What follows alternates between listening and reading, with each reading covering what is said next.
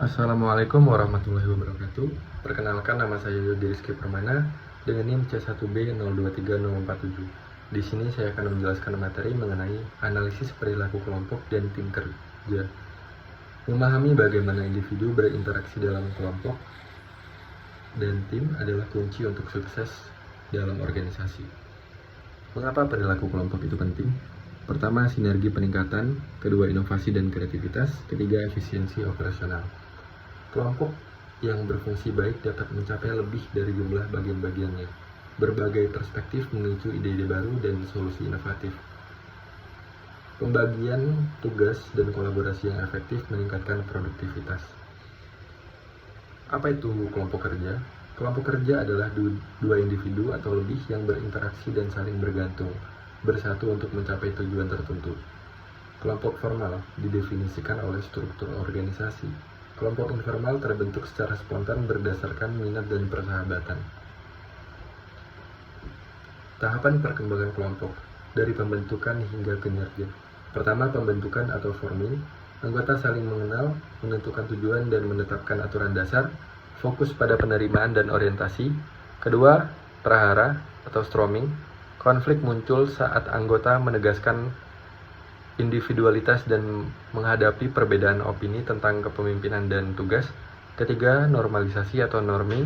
Hubungan berkembang, koherensi meningkat dan norma kerja ditetapkan. Anggota mulai merasa menjadi bagian dari kelompok. Keempat, kinerja atau performing.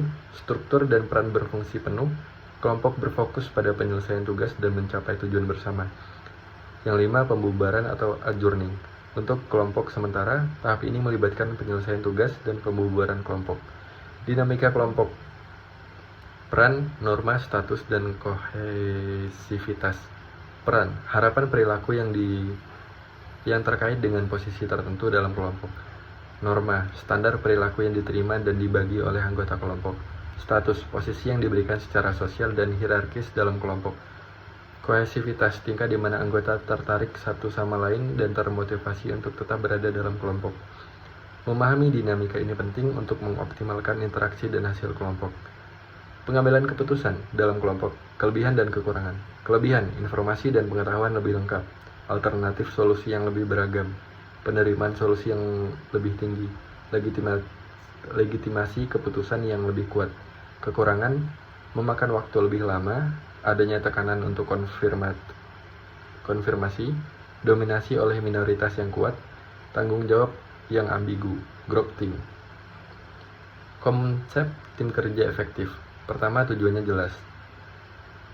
Setiap anggota memahami misi dan sasaran tim. Kedua, keterampilan komplementer. Anggota membawa keahlian yang berbeda dan saling melengkapi. Ketiga, saling ketergantungan positif. Kesuksesan satu anggota berkontribusi pada kesuksesan tim. Yang keempat, akuntabilitas bersama. Tim dan individu bertanggung jawab atas hasil. Membangun tim berkinerja tinggi, faktor kunci keberhasilan. Itu bisa dicapai dengan beberapa hal. Pertama, kepemimpinan yang kuat, memfasilitasi, membimbing, dan mendukung anggota tim. Kedua, komunikasi efektif, aliran informasi yang terbuka dan jelas antar anggota. Ketiga, kepercayaan mutual. Anggota saling percaya dan merasa aman untuk berbagi ide. Keempat, kolaborasi dan resolusi konflik. Mampu bekerja sama dan menyelesaikan perbedaan secara konstruktif. Mengelola konflik dalam kelompok dan tim. Jenis konflik, konflik tugas, perbedaan pendapat mengenai isi dan tujuan pekerjaan, konflik hubungan, perbedaan pribadi antara individu yang menyebabkan ketegangan, konflik proses, perbedaan pendapat tentang bagaimana pekerjaan harus dilakukan. Strategi mengelola konflik. Pertama, fokus pada fakta, bukan emosi. Kedua, mediasi atau fasilitasi pihak ketiga. Setelah itu mendorong komunikasi terbuka dan empati. Dan yang terakhir, menetapkan norma resolusi konflik. Kesimpulan dan pembelajaran utama. Dinamika kelompok membentuk perilaku. Peran, norma, dan status sangat mempengaruhi interaksi dalam kelompok.